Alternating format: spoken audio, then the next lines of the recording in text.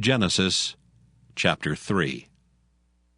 Now the serpent was more subtle than any beast of the field which the Lord God had made. And he said unto the woman, Yea, hath God said, Ye shall not eat of every tree of the garden?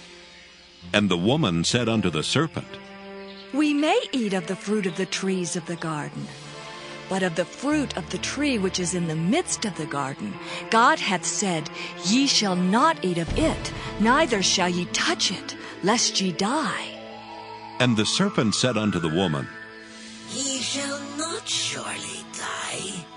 For God doth know that in the day ye eat thereof, then your eyes shall be opened, and ye shall be as gods, knowing good and evil.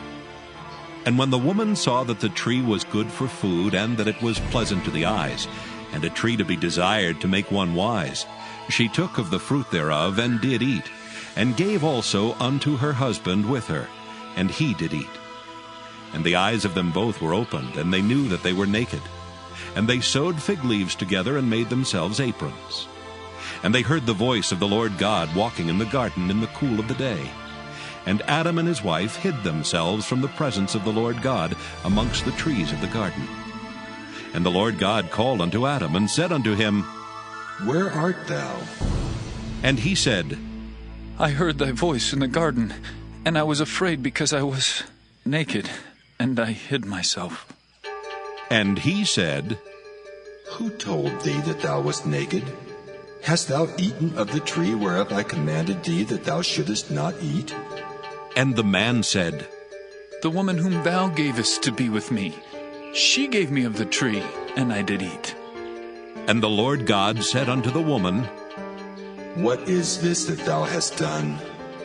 And the woman said, The serpent beguiled me, and I did eat.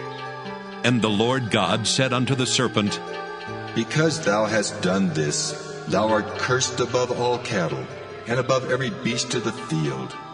Upon thy belly shalt thou go, and dust shalt thou eat all the days of thy life. And I will put enmity between thee and the woman, and between thy seed and her seed. It shall bruise thy head, and thou shalt bruise his heel. Unto the woman he said, I will greatly multiply thy sorrow and thy conception. In sorrow thou shalt bring forth children, and thy desire shall be to thy husband, and he shall rule over thee. And unto Adam he said, Because thou hast hearkened unto the voice of thy wife, and hast eaten of the tree of which I commanded thee, saying, Thou shalt not eat of it. Cursed is the ground for thy sake. In sorrow shalt thou eat of it all the days of thy life. Thorns also and thistles shall it bring forth to thee, and thou shalt eat the herb of the field. In the sweat of thy face shalt thou eat bread till thou return unto the ground. For out of it wast thou taken. For dust thou art, and unto dust shalt thou return. And Adam called his wife's name Eve, because she was the mother of all living. Unto Adam also and to his wife did the Lord God make coats of skins, and clothed them. And the Lord God said, Behold, the man is become as one of us, to know good and evil.